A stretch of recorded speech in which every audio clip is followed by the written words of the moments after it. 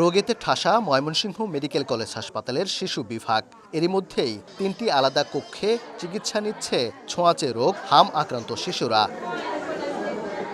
হাসপাতালটিতে বাড়তে শুরু করেছে হাম আক্রান্ত রোগী। ময়মনসিংহ জেলা ছাড়াও আশেপাশের জেলাগুলো থেকে হাম আক্রান্ত শিশুদের ভর্তি করা হচ্ছে ময়মনসিংহ মেডিকেলে।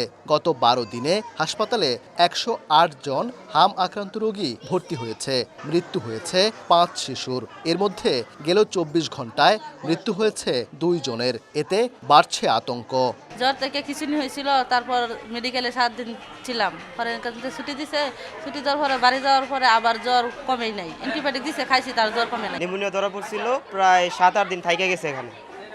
মোটামুটি একটু ভালো হয়েছিল, তারপর বাড়িতে নেওয়ার পরে আবার এই একই পাও, পরে থেকে হাম ধরা পড়ছে। হসপিটাল থেকে ছড়াইছে এই হামটা, এখন আবার নিয়ে আসছে, এখন হাম একটু কমতেছে, এখন আবার নিউমোনিয়া ধরা পড়ছে। আগে জ্বর ঠান্ডা দেয়া দিছে, পরে এরকম বাইরের জাতি দেয়া দিছে যে শরীরে মানে ফুড়া জাতি, পরে নিয়ে আসছি যে স্যারেরাই বলছে যে এটা হাম।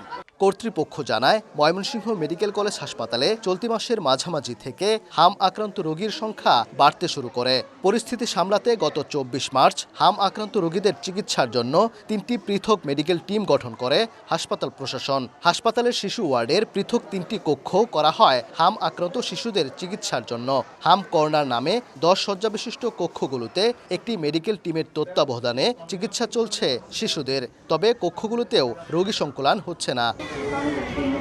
দায়িত্বরত চিকিৎসক বলছেন, টিকাদান সঠিকভাবে না হওয়ায় হামের প্রকোপ বেড়েছে।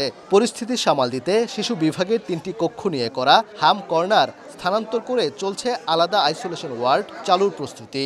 আমাদের ওয়ার্ডে 3টি আইসোলেশন ইউনিট চালু করি, 3টি মেডিকেল টিমের তত্ত্বাবধানে আরও বড় পরিসরে হাম আইসোলেশন ইউনিট, একেবারে ডেডিকেটেড হাম আইসোলেশন ইউনিট চালু করছে।